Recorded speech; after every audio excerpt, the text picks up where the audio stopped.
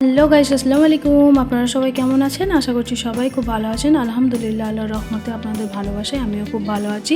তো আমার এই ছোট্ট পরিবারের তরফ থেকে নিয়ে চলে এলাম আবার একটা সুন্দর রেসিপি। তো চিংড়ি মাছের দাঁড় দিয়ে আমি আজকে বানাবো একটা বেগুন আলুর চচ্চড়ি। তো খুবই সুন্দর লাগে, টেস্টি, এবং সিমও দেবো আমি এর মধ্যে। তো দেখুন, সমস্ত সবজিগুলো কিন্তু খুব ভালো মতো আমি ধুয়ে নিয়েছি। তো আমি এখানে চচ্চড়িটা বানানোর জন্য দেখুন এখানে একটা কড়া বসিয়ে দিয়েছি, তারপর দিয়ে দিয়েছি পরিমাণ মতো সরিষার তেল। তো চিংড়ি মাছ দিয়ে যে কোনো সবজি রান্না করলেই কিন্তু খুব সুন্দর লাগে। আর এটা ছিল গলদা চিংড়ি। তো গলদা চিংড়ির দাঁড় দিয়ে আমি আজকে বানাবো চচ্চড়ি। তো খুবই টেস্টি একটা রেসিপি। তো কার কার এইভাবে চচ্চড়ি রেসিপি ভালো লাগে অবশ্যই কিন্তু কমেন্টের মাধ্যমে জানাবেন। তো আমি চিংড়ি মাছের দাঁড়গুলো দিয়ে এবার আমি ফ্রাই করে নেবো। তো তেলের মধ্যে আমি দেখুন চিংড়ি মাছের দাঁড় এবং মাথাগুলো দিয়ে দিয়েছি, মুড়োগুলো। তো আমি একটু লবণ আর একটু হলুদ দিয়ে আমি একটু ফ্রাই করে নেব। খুব বেশি ফ্রাই করব না, একটু গোল্ডেন ব্রাউন করে আমি ভেজে তুলে নেব। তো আমি হলুদ গুঁড়োটা দিয়ে দিয়েছি দেখুন। আর কতটা মোটা মোটা দাঁড়গুলো দেখেই বুঝতে পারছেন। এগুলোর জুস খুবই ভালো লাগে খেতে, আর খুব সুন্দর একটা গন্ধ বার হচ্ছে। তো দেখুন সুন্দর করে আমি ফ্রাই করে নিয়েছি, এবার আমি উঠিয়ে নেব।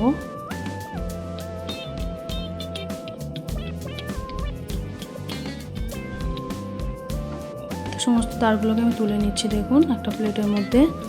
তো চচ্চড়িটা বানানোর জন্য আরও কিছুটা পরিমাণে সরিষার তেল আমি এখানে অ্যাড করে দিচ্ছি।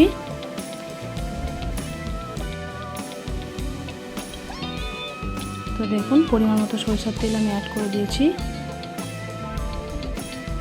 তারপর দিয়ে দিয়েছি পেঁয়াজ, একটা গোটা পেঁয়াজ আমি এখানে সরু সরু করে কেটে আমি তেলের মধ্যে দিয়ে দিচ্ছি।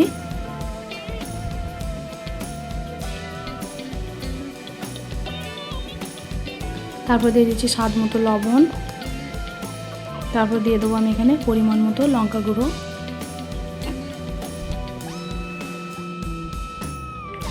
দিয়ে সুন্দর করে পেঁয়াজটাকে আমি ফ্রাই করে নেব।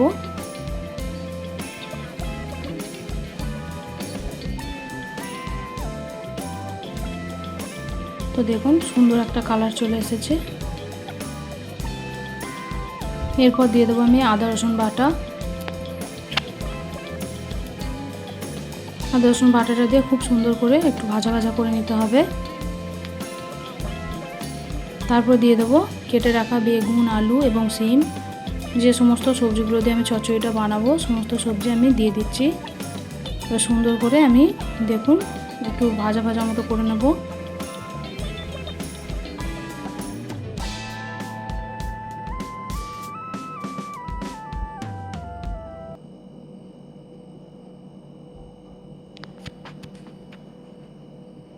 তো আপনারা যে কোনো সবজি দিয়েই চচ্চড়িটা বানাতে পারেন। তো আমি এই সবজিগুলো দিয়ে বানাচ্ছি। তারপর দিয়ে দিচ্ছি 1 চামচের মতো হলুদ গুঁড়ো। তারপর দিয়ে দেবো 8 চামচ জিরে গুঁড়ো। আর দিয়ে দেবো আধা চামচ ধনিয়া গুঁড়ো। দিয়ে খুব সুন্দর করে মশলাটাকে আমি কষিয়ে নেব।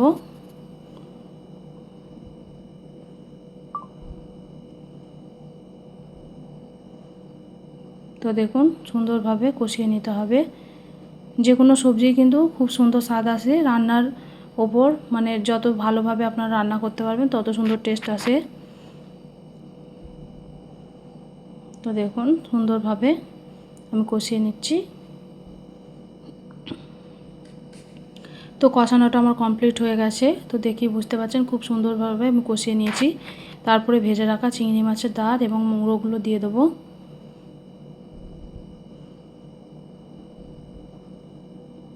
আরও কিছুক্ষণ ভালোভাবে আমি কষিয়ে নেব। যতক্ষণ পর্যন্ত একদম ভাজা ভাজা হবে না ততক্ষণ পর্যন্ত আমি কষাতে থাকবো। তো দেখুন সুন্দরভাবে কষিয়ে নিচ্ছি আমি।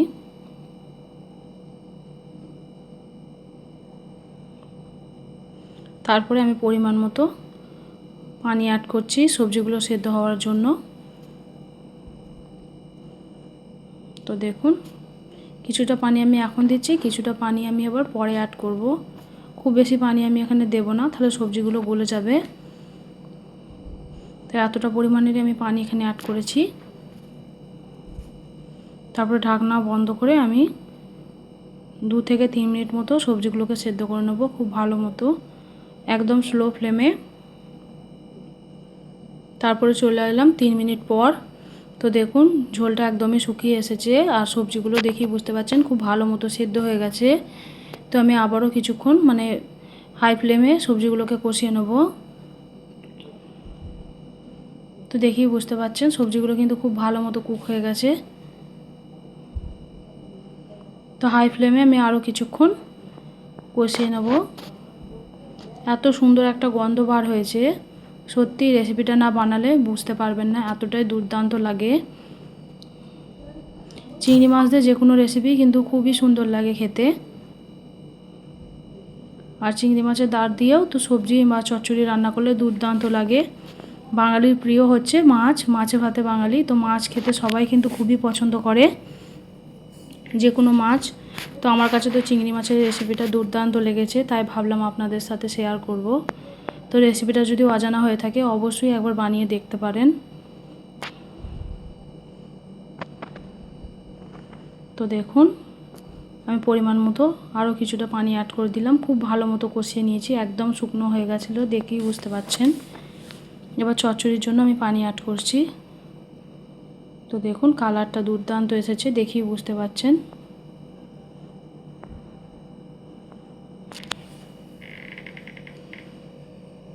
তো আমি কিছুক্ষণ হাই ফ্লেমে ফুটিয়ে নামিয়ে নিলেই কিন্তু রেডি হয়ে যাবে আমাদের চিংড়ি মাছের দাঁড় দিয়ে চচ্চড়ির রেসিপি।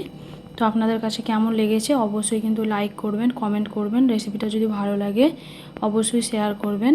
আর চ্যানেলে নতুন হয়ে থাকলে চ্যানেলটিকে সাবস্ক্রাইব করে রাখবেন। সুন্দর সুন্দর রেসিপিগুলো পাওয়ার জন্য নোটিফিকেশানটাকে অন করে রাখবেন। ততক্ষণের জন্য সুস্থ থাকবেন, ভালো থাকবেন। আল্লাহ হাফেজ।